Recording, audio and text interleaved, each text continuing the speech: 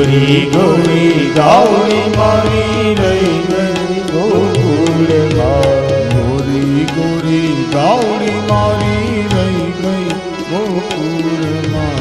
ગોરી ગોરી ગાવડી મારી રહી ગઈ ગોકુળમાં. નંદ બાબા મત યશોદા સાંભળે.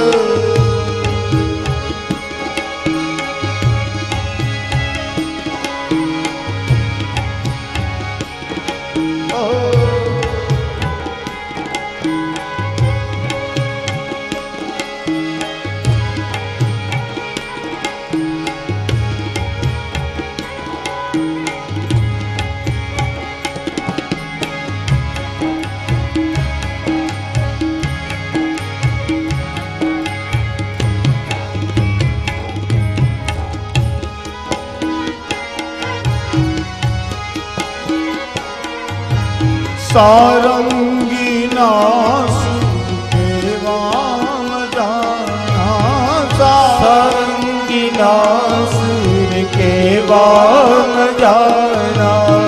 સારંગી નાસ કેવા મજાના. સારંગી નાસુર કેવા મજાના.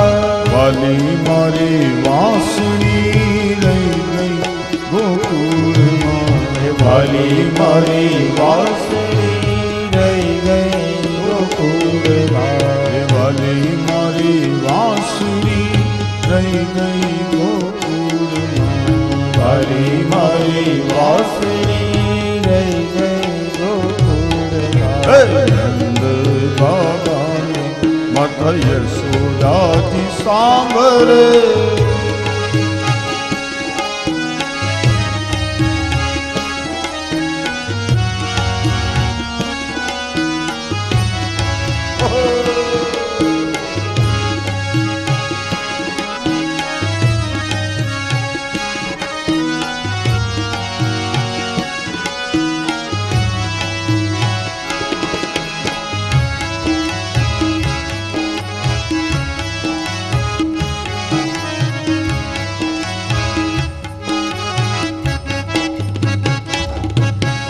રાધાજીને એટલું કહેજો ધવજી. રાધાજીને એટલું કહેજો ધવજી.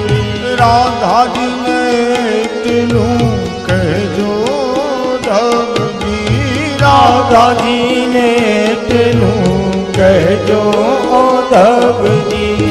અમી ભરી આંખ મારી રહી ગઈ ગોકુળમાં.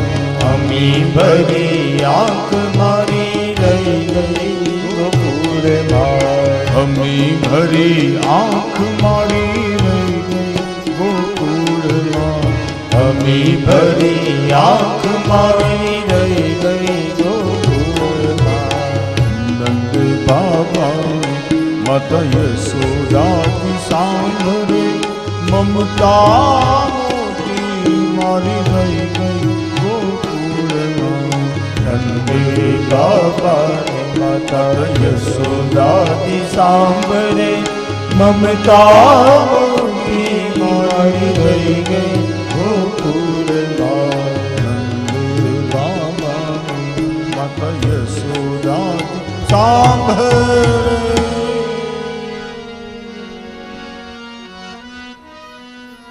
ઉદ્ધવ મોહે બ્રજ બિસરત નાહી.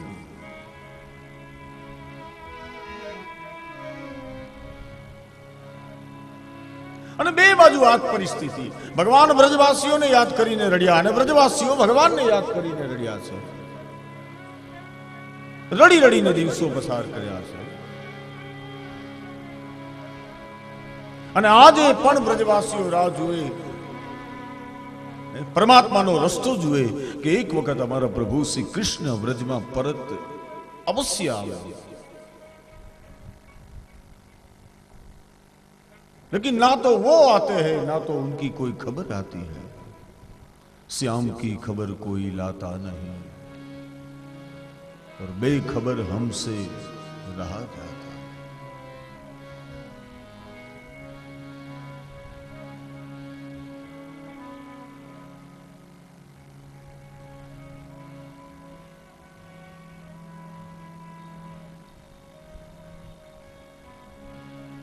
ઉદ્ધવ મોહે બ્રજ વિસરત ના. ઉદ્ધવજી કહે છે કે પ્રભુ તો હવે આનું શું કરવું? એ બધાની તમને એટલી બધી યાદ એવો છે કે એને પત્રમાં ન સમાવી શકાય. અને પત્ર લખવા બેસું તો એ પત્ર અશ્રુથી ભીંજાઈ જાય. શું લખવું?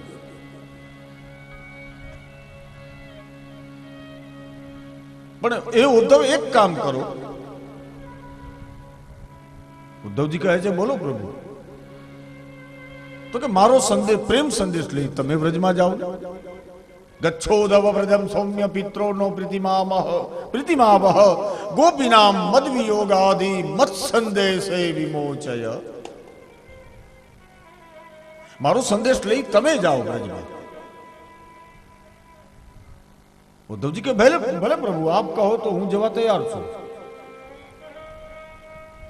યદુવંશીઓના શ્રેષ્ઠ મંત્રી છે ઉદ્ધવ. વૃષ્ણિ નામ પ્રવરો મંત્રી કૃષ્ણસ્ય દૈત સખા.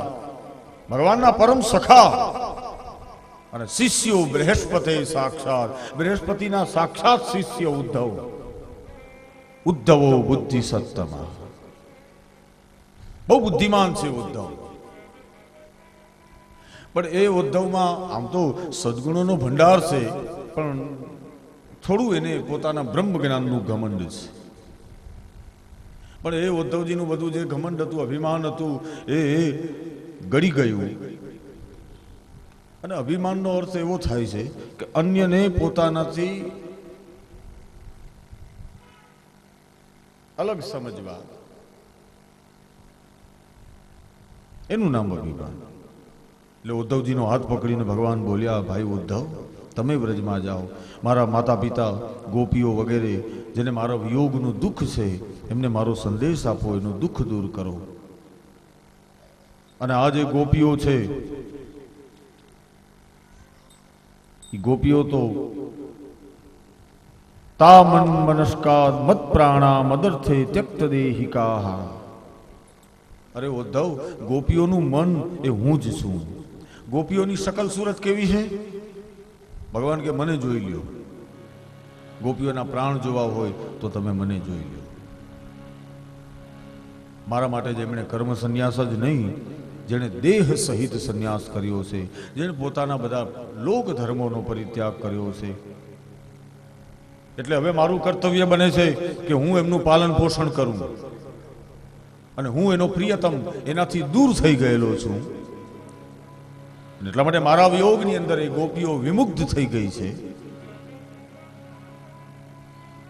અને એ ગોપીઓ રાહ જોઈ રહી છે કે એમના પ્રિયતમ ક્યારે આવે.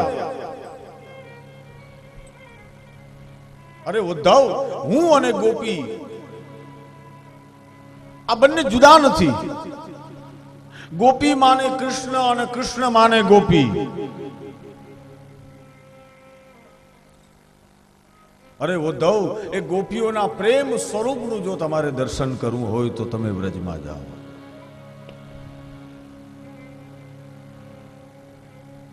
તમે મારો સંદેશો લઈને જાઓ. ત્યારે ઉદ્ધવજીએ વ્રજ પ્રયાણ કર્યું.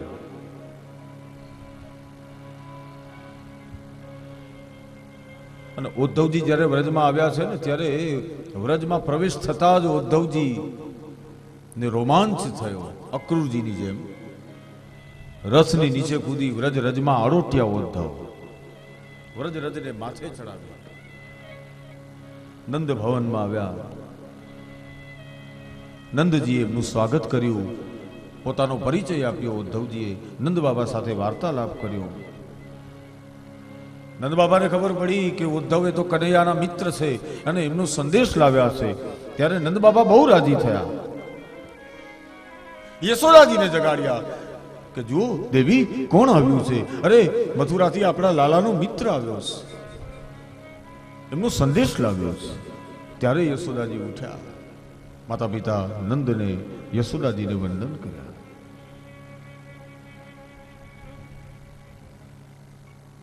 કનૈયાની વાતો કરી. ઉદ્ધવજી બોલ્યા, બાબા, સારું થયું તમે લોકોએ એમને પ્રેમ કર્યો. અરે એમ સમજો કે એ કૃષ્ણ તમારી પાસે જ છે. અરે એ તો સૌના હૃદયમાં છે. એને કોઈ પ્રિય કે અપ્રિય નથી, એને કોઈ ઉત્તમ કે મધ્યમ નથી, એને કોઈ સમ અસમ નથી, એના કોઈ મા બાપ નથી. ન માતા ન પિતા તસ્ય, એમના ન માતા છે, ન પિતા છે, ન પત્ની છે, ન પુત્ર છે, ન પોતાનો, ન પારકો, ન દેહ, ન જન્મ. અરે હે ભગવાન, એ તો સાધુઓની રક્ષાને માટે, ક્રીડા કરવા માટે અવતાર ધારણ કરે છે. નિર્ગુણ હોવા છતાં એ ગુણ ધારણ કરે છે, અને છતાં એ ગુણોથી પર રહે છે. તમે જે કંઈ જુઓ છો, સાંભળો છો, જે થયું છે, જે થશે, આ બધું પરમાત્મા જ છે. જે કંઈ ચર અચર છે, જે મોટું છે, નાનું છે, એ બધું શ્રી કૃષ્ણ સિવાય બીજું કંઈ જ નથી.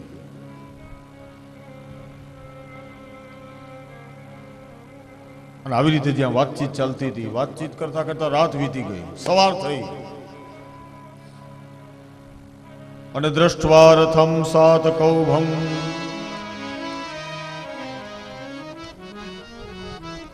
અને જેવી સવાર થઈ અને ત્યાં તો નંદ ભવનની બહાર 7 કુંભ વાળો રથ ઉભેલો જોયો વ્રજવાસીઓએ. જે રથની ઉપર 7 કુંભ હોય એને 7 કૌભમ એમ કહેવાય. અને એ રથને જ્યાં વ્રજવાસીઓએ, ગોપીઓએ નંદ ભવનની બહાર જોયો, અને ત્યાં તો જોત જોતામાં બધાને ખબર પડી કે ઉદ્ધવજી પધાર્યા છે. શ્રી કૃષ્ણના અનુચર ભક્તો ઉદ્ધવજીને જ્યારે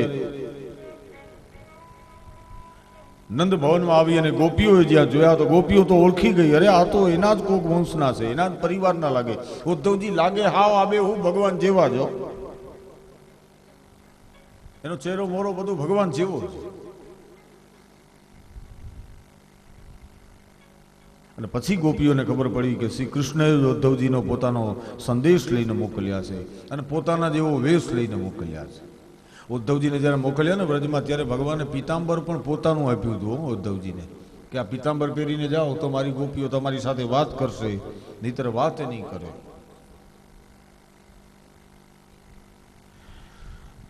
અરે એ વ્રજવાસીઓએ, ગોપીઓએ એ વિનમ્રતાથી નમસ્કાર કર્યા ઉદ્ધવજીને.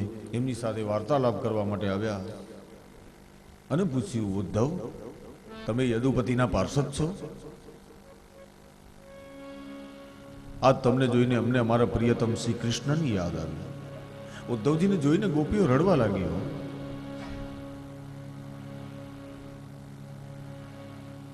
ગોપીઓને એક બાજુ સમુદાય છે, મધ્યમાં શ્રી સ્વામિનીજી બિરાજે, શ્રી રાધાજી બિરાજે છે, અને ઉદ્ધવજી સાથે વાર્તાલાપ ચાલી રહ્યો છે. અને ત્યાં તો શ્રીમદ ભાગવતકાર કહે છે કે કોઈ ભમરો ગુંજાર કરતો કરતો ત્યાં આવે છે.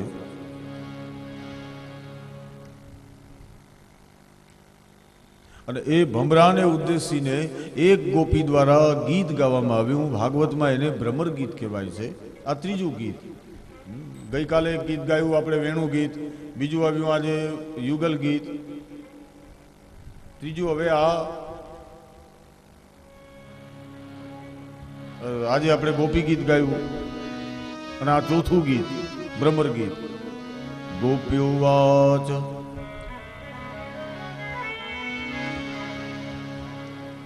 મધુપકિતવ બંધો મા સ્પૃશામ્દ્રીમ સપત્ન્યમ ઉચ વિલુલિતમાલા કુંકુમસ્મશ્રુભેર્ણ વતુ મધુપતિસ્તન માનિનીનાં પ્રસાદમ યદુ સદસી વિડમ્બ્યમ યસ્ય દૂતસ્ત્વમીદ્ર સકૃદદર સુધામ સ્વામ મોહિનીં પાયયિત્વા સુમનસૈવ સત્યસ્તત્યજેસ્માં ભવાત પરિચરધિ કથં તદ્ પદ્મં તુ પદ્મા યપિબતરત ચેતા ઉત્તમ શ્લોક જલ્પૈ કિમિહ બહુષણંદ્રે ગાયસી ત્વં યદુના મધિપતિમગૃહાણા મગ્રતો ન પુરાણા વિજય સખ સખીના ગીયતા તત્પ્રસંગ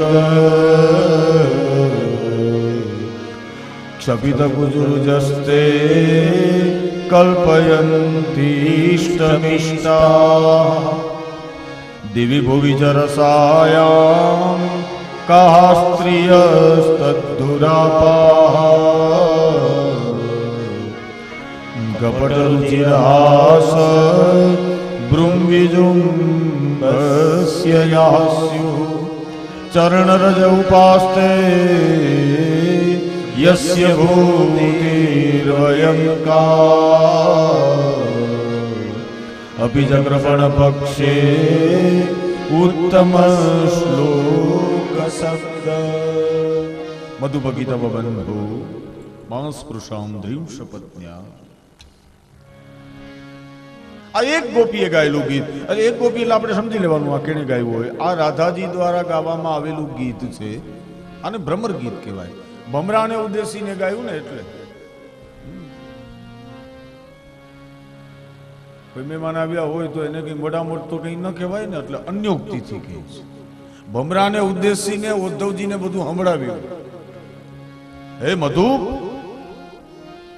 જેનું નામ જ ભમરાને શું કહેવાય? મધુપ. કે જે ફૂલ ફૂલમાં જઈ અને જે મધુ પીવે એટલે એનું નામ પડી ગયું મધુપ.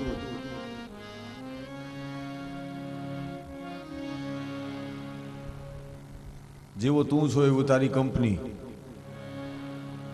એવો તારો મિત્ર. હે કીતવ બંધો,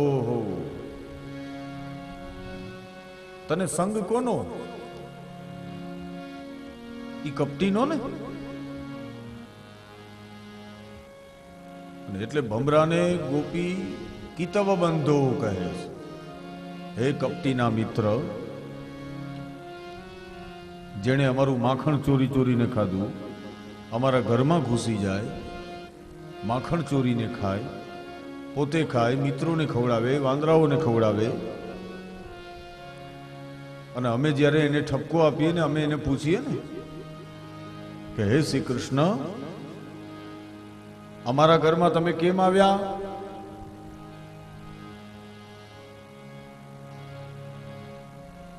અમારું માખણ કેમ ખાધું?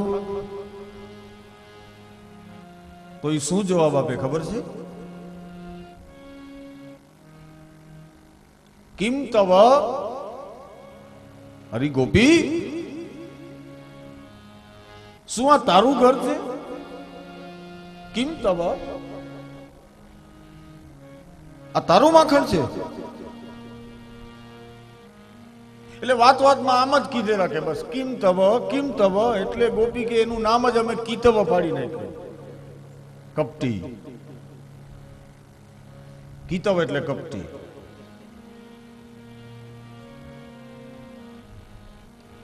મધુપ એટલે ભમરો, એટલે કે ઉદ્ધવજીને કહે છે. કીતવ એટલે કપટી, એ કૃષ્ણને કહે છે. એટલે શ્રી સ્વામીજી કહે છે, હે ભ્રમર, હટ અહીંથી, અમારા પગને સ્પર્શીશ નહીં. શા માટે આવ્યો છે અહીં? અમે જાણીએ છીએ કે જે મથુરામાં અમારી જે સોત છે એની તું અમને પ્રસાદી દેવા માટે આવ્યો છે. ન જોઈએ અમારે એની પ્રસાદી. સકૃત ધરસુદામ સ્વામ મોહિની પાયયિત્વા. અરે અમે પણ એના અધરામૃતનું પાન કર્યું છે.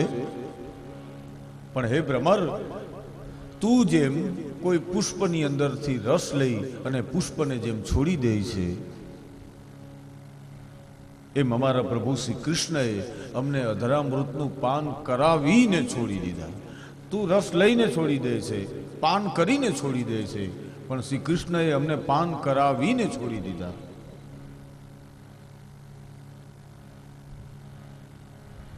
અરે અમે એની દાસીઓ છીએ, અમે એની પ્રેમિકાઓ છીએ, છતાં એ અમને છોડીને જતા રહ્યા. આશ્ચર્ય તો એ વાતનું છે કે લક્ષ્મીજી એમના ચરણની સેવા કેમ કરતા હશે? જરૂર એમાં કંઈક રાજ હોવું જોઈએ. લક્ષ્મીજીને ખબર નહીં હોય કે આ કેવા કપટી છે? આશ્ચર્ય તો એ થાય છે કે લક્ષ્મીજી એમાં આટલા બધા કેમ મોહાઈ ગયા? નક્કી કોઈ નારદજી જેવાએ એમની પાસે વખાણ કર્યા હશે કે શ્રી કૃષ્ણ એ સર્વશ્રેષ્ઠ છે, એ ઉત્તમ શ્લોક છે, એનો યશ મહાન છે.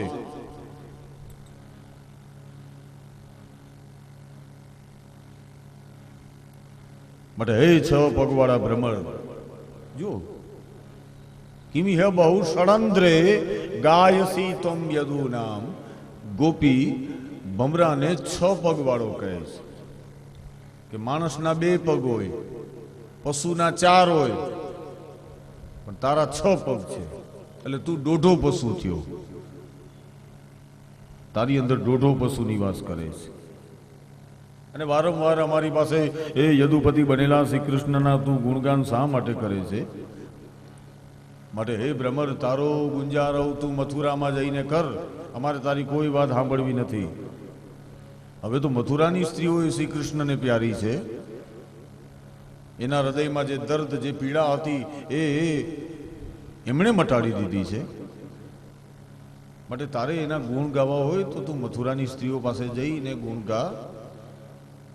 અને અમે તો હવે બધા ઘર બહાર વિનાના છીએ, અમારી પાસે કંઈ છે પણ નહીં.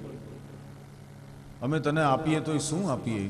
પણ જો મથુરાની સ્ત્રીઓ પાસે જઈ અને તું એનો યશ ગાઈશ તો એ મથુરાની સ્ત્રીઓ તને એ પ્રસન્ન થઈ અને તને કંઈક ને કંઈક પુરસ્કાર આપશે. અને એનો જે યશ તું ગાય છે અમારી પાસે, એ અમારા માટે કંઈ નવો નથી, અમે બધું જાણીએ છીએ. માટે જતો રહે અહીંથી, અમારા પગને અટકીશ નહીં. અમને ખબર છે કે તું ઉપરથી વિનય દાખવે છે, બાકી અંદર તો તારે કપટ ભર્યું છે. કારણ કે તું મિત્ર જ કપટીનો છે, એમાં શું પૂછવાનું હોય? અને પાછા 2 કાળે કાળા, તુંય કાળો અને તારો મિત્રય કાળો. જેમાં કાળા હશે એ સૌ એક સરખું, અને સર્વમાં કપટ હશે આવું મારે આજે થકી.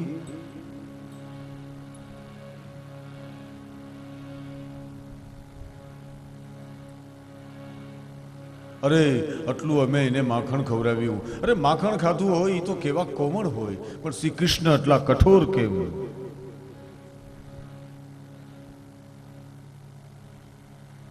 અનેક અદ્ભુત લીલાઓના અમને દર્શન કરાવ્યા અને અંતે અમને છોડીને જતા રહ્યા.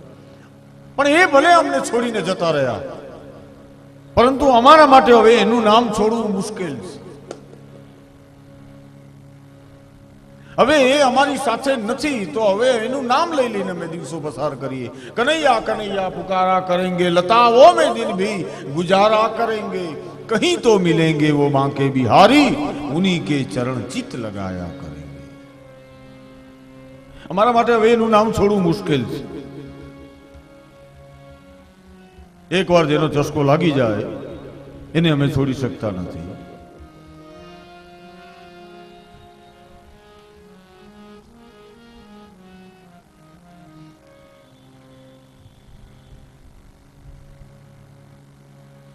યદનુચરિત લીલા.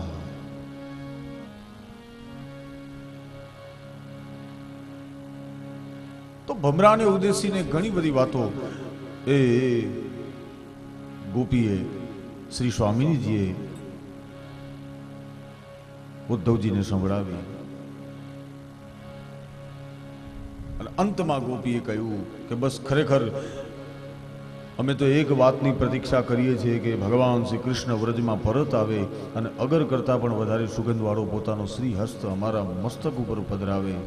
બસ એ દિવસની અમે પ્રતીક્ષા કરી. હે ઉદ્ધવ, તમે પરત જાઓ મથુરામાં અને ક્યાંય એકાંત મળે, અમારા પ્રભુ ક્યાંક એકલા બેઠા હોય તો એને કહેજો.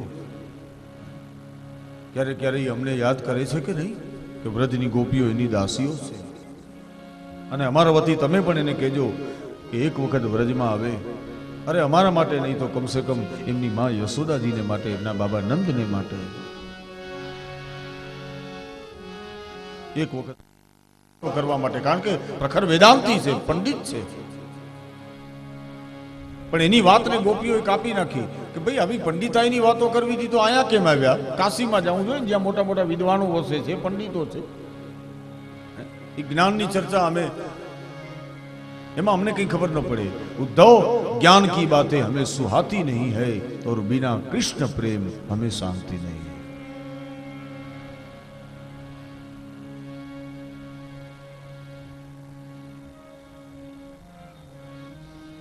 ત્યારે ઉદ્ધવજી સ્તબ્ધ થઈ ગયા અને અંતમાં ઉદ્ધવજીએ કહ્યું કે હવે સાંભળો, હું જે સંદેશ લાવ્યો છું તમારા માટે, એ સંદેશને સાંભળો. અસલમાં ભગવાનથી તમારો વિયોગ ક્યારેય છે જ નહીં. ભગવાને કહ્યું છે કે મારો ને તમારો વિયોગ ક્યારે થઈ જ ન શકે. દુનિયામાં એવી કઈ વસ્તુ છે જેમાં પંચ મહાભૂત ન હોય? જેમ આ દુનિયામાં એવી કઈ વસ્તુ છે જેમાં હું ન હોઉં? ભગવાન કહે આ સૃષ્ટિનું અભિન્ન નિમિત્તોપાદાન કારણ હું છું. જે પદાર્થ ઉત્પન્ન થાય છે ભગવાન કહે મારાથી જ થાય છે. હું જ આ સૃષ્ટિમાં રહી અને સૃષ્ટિ બનાવું છું.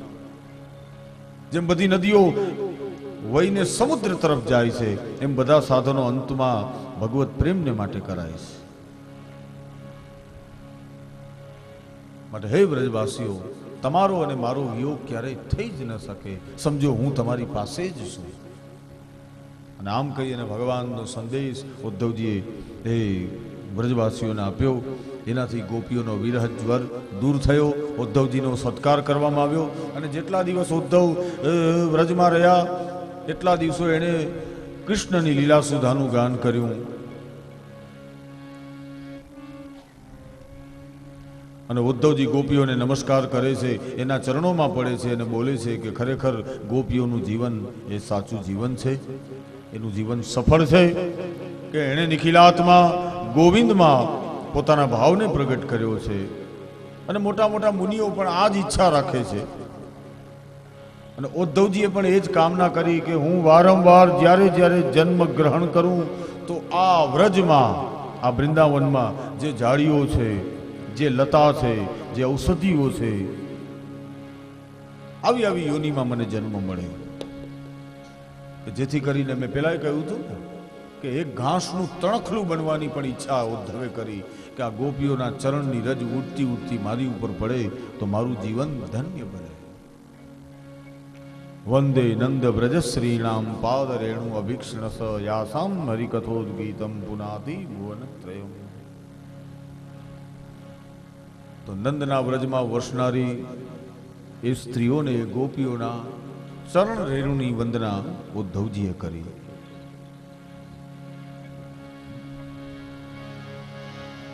ગોપીઓના સંબંધમાં ભગવાનની જે કથા છે અને ગોપીઓએ જેનું ગાન કર્યું છે એ ત્રિભુવનને પવિત્ર કરે છે. અને હવે તો સૌની અનુમતિ લઈ અને ઉદ્ધવજી મથુરા પ્રયાણ કરે છે. અને અંતમાં પણ ગોપીઓએ કહ્યું કે અમારે સમાધિ ન જોઈએ, અમારે નિવૃત્ત પણ નથી થવું, અમારે તો બસ ભગવાન શ્રી કૃષ્ણના ચરણાંબુજનો આશ્રય જોઈએ. એ અમારી વૃત્તિમાં રહે, અમારી વાણી હંમેશા એનું નામ ઉચ્ચારણ કરે, અમારું શરીર એની સેવામાં રહે. કારણ કે અમારા લોકોના ઈશ્વર તો એક શ્રી કૃષ્ણ છે.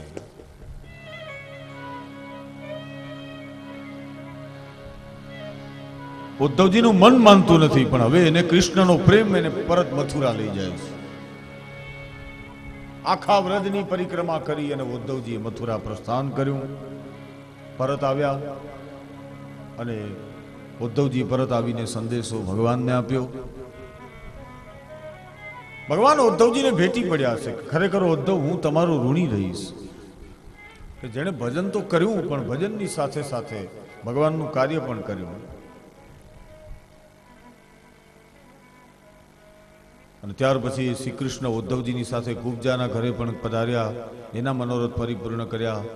અક્રૂરજીને ત્યાં પણ પ્રભુ પધાર્યા, એ કથા આવી. અને અક્રૂરજીને પછી ભગવાને હસ્તિનાપુર મોકલ્યા ધૃતરાષ્ટ્ર, ભીષ્મ, વિદુર અને કુંતાજીના સમાચાર મેળવવા માટે. ત્યારે અક્રૂરજીએ ઇન્દ્ર હસ્તિનાપુર પ્રસ્થાન કર્યું અને ત્યાં પૂર્વાર્ધના ચરિત્રોનું શુકાચાર્યજીએ ઉપસંહાર કર્યો. દશમસ્કંદના 49 અધ્યાય એટલે કે એક વિભાગ.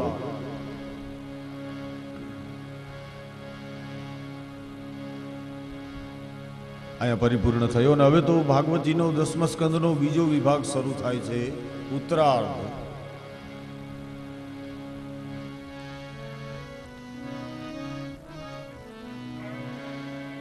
અને દશમસ્કંદ એટલે હૃદય. હૃદયના બે ભાગો, ડાબું ને જમણું. એકમાં બધું અશુદ્ધ રુધિર ભેગું થાય અને બીજાથી શુદ્ધ લોહી શરીરના પ્રત્યેક અંગોમાં પહોંચતું થાય. એટલે હવે આ બીજો વિભાગ છે. પૂર્વાર્ધમાં આપણે સાંભળ્યું પરિત્રાણાય સાધુનામ, સાધુઓનું પરિત્રાણ કર્યું ભગવાને. અને હવે ઉત્તરાર્ધમાં વિનાશાય ચ દુષ્કૃતા. હવે ભગવાને વાંસળી મૂકી કે વાંસળી બહુ વગાડી, હવે ધોકો લ્યો હાથમાં.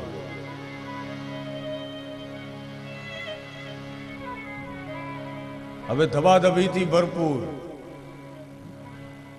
ઓલું બોર્ડ માર્યું હોય ને, પેલા પોસ્ટર લાગતા ને પિક્ચરના, એમાં માણસને આકર્ષવા માટે પોસ્ટરમાં એમ લખ્યું હોય કાઉન્સમાં, ફૂલ ફાઇટિંગ ચિત્ર. એટલે મારામારીના શોખીન હોય, હવની મોર જાય, ધબાધબી છે, હાલો મજા આવશે. હા, એમાં ધર્મેન્દ્ર હોય, પછી પૂછવાનું જ ન હોય. ફૂલ ફાઇટિંગ ચિત્ર. હવે ઉત્તરાર્ધ ચાલુ થાય ને એટલે અહીં લખેલું આવે ફૂલ ફાઇટિંગ ચિત્ર. હવે વાંસળી વગાડી, નાચ્યા અને કૂદ્યા અને બહુ ઉત્સવ કર્યા.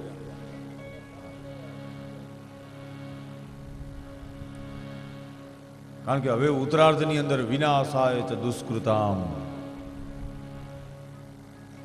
પૂર્વાર્ધની અંદર શ્રી કૃષ્ણની બાંસુરીની કથા છે. ઉત્તરાર્ધમાં હવે ભગવાન કહે હવે બાંસુરી નથી વગાડવાની, હવે શંખ વગાડવાનો વખત છે.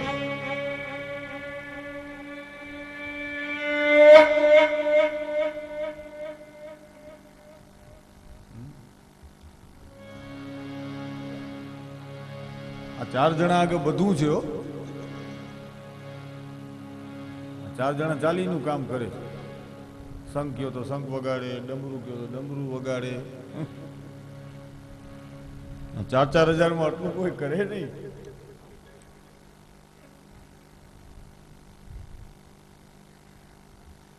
પણ કેવું પડે, ના ના બધા હોશિયાર છે. ખૂબ ખૂબ આશીર્વાદ. ટપકી દ્વારકાનાથ તારા મનોરથ પૂરા કરે. બધા બહુ મહેનત કરે બિચારા. ભગવાને શંખ ઉપાડ્યો હવે કે હવે શંખ વગાડવાની વાર છે.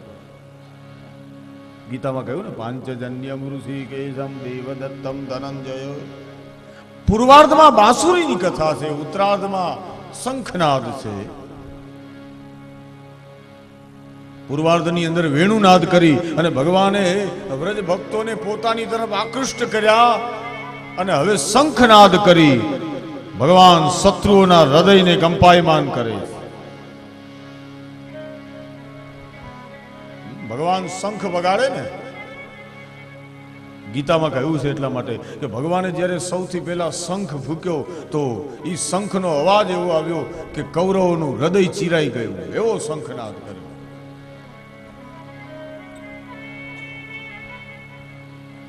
અસ્તિ પ્રાપ્તિ ચ કંસસ્ય મહિષ્યો ભરતર્ષભ મૃતે ભર્તરી દુઃખાર્તે યતુસ્મ પિતૃગ્રહા.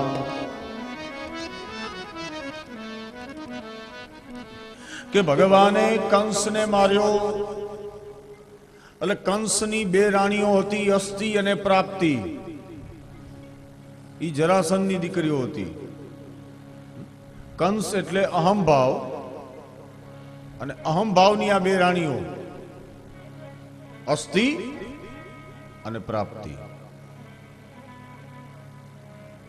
આ નામનો વિચાર કરવા જેવો છે.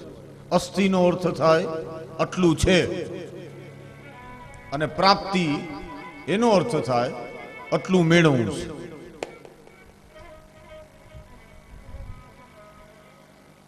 આ એક જ વિચાર, બસ આટલું છે ને આટલું મળી જાય. ઘણા પછી બેઠા બેઠા વેઢા આમાં જ કરી રાખતા હોય. આપણે એમ કે શું કરે, 50 પેટી છે ને 50 આવી જાય એટલે ખોખું થઈ જાય. એટલે એમ કે રેઢું બેડું જ ખોખું એમ કેમ આવે?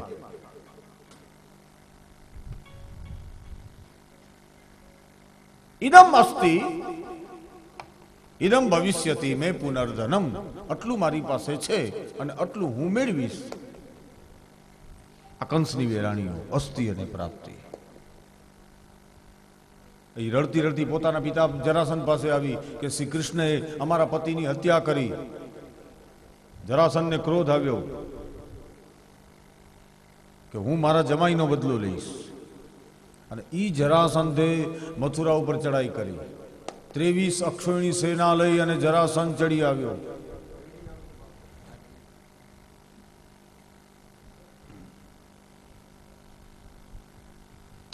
અક્ષોહિણી સેના લઈ અને જરાસંધ ચડી આવ્યો. પિત્રે મગધ રાજાય જરાસંધાય દુઃખિતે વેદયાશ્ચક્રતુ સર્વમાત્મ વૈધવ્ય કારણમ.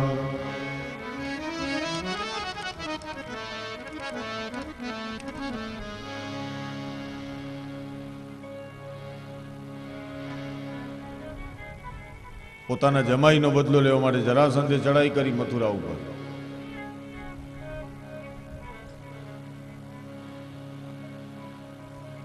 અને ભયંકર યુદ્ધ થયું.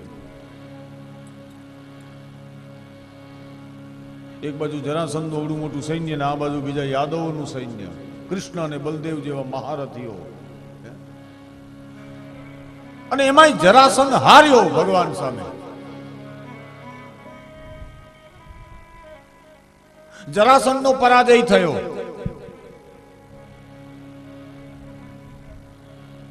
અરે દાઉજીએ તો જરાસંધને પકડીએ લીધો કે પતાવી જ નાખો, બીજી વાત નહીં. પણ જ્યાં મોટા ભાઈ દાઉજી જરાસંધને મારવા જાય છે ને ત્યાં ભગવાને રોક્યા કે નહીં મોટા ભાઈ, રહેવા દો, હજી એને મારશો નહીં, હજી એને જવા દો. મોટું સૈન્ય લઈને પાછો આવશે, માટે જવા દો.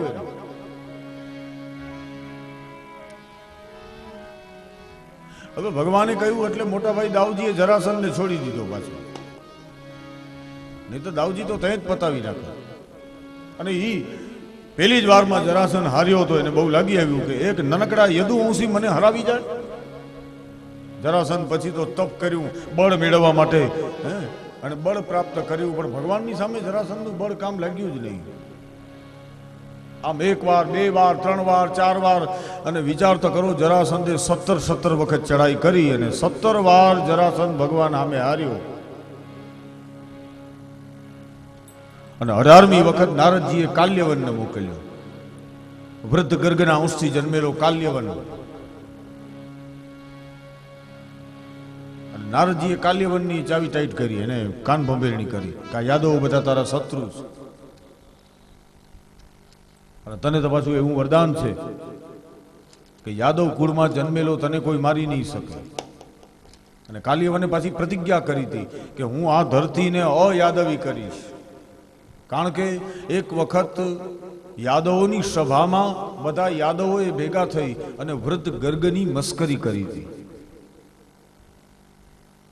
અને ત્યારે કાલ્યવને કહ્યું કે તમે મારા પિતાની મસ્કરી કરો, માટે ધ્યાન રાખજો, આ ધરતી ઉપરથી હું તમને બધાને ખતમ કરી નાખીશ. ઉપરથી બાજુ વૃદ્ધ ગર્ગ પાસેથી કાલ્યવનને વરદાન મળ્યું હતું કે યાદવ કુળમાં જે જન્મેલો હશે એ તને મારી શકશે નહીં. નારદજીએ કાલ્યવનને ચડાવ્યો કે જા તું આ યાદવો તને તો મારી નહીં શકે, માટે તુંય ચડાઈ કર મથુરા ઉપર. તો 18મી વખત એક બાજુ જરાસંધ આવ્યો, ચડી આવ્યો, અને બીજી બાજુ કાલ્યવન આવ્યો.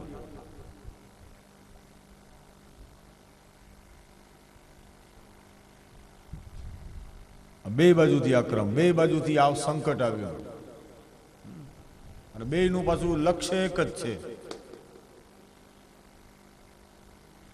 અને પાછું જોવા જેવું છે કે બે જણા સંપી ગયા. શત્રુનો શત્રુ એટલે પાછો મિત્ર થાય. એટલે કાલ્યવન ને જરાસંધ બે સંપી ગયા કે આપણે બે ભેગા થઈને 3 કરોડ મ્લેચ્છોની સૈન્ય લઈને કાલ્યવન આવ્યો, જેનું નામ મ્લેચ્છ. મ્લાની છંતી ઇતિ મ્લેચ્છ, કે જેને મેલું ગમે ઈ મ્લેચ્છ. એ જરાસંધ અને કાલ્યવન બે સંપી ગયા. ભગવાન કે આ તો ભારી કરી કે આ તો બે બાજુથી સંકટ આવ્યું, કે એક બાજુથી જરાસંધ, બીજી બાજુથી કાલ્યવન. અને યાદવો હવે લડી લડીને કંટાળી ગયા, થાકી ગયા કે જરાસંધને તો નાક નથી, જેટલી વાર હારે જેટલી વાર પાછો ફરી ફરીને લડવા આવે છે. જરાસંધને નાક છે જ નહીં.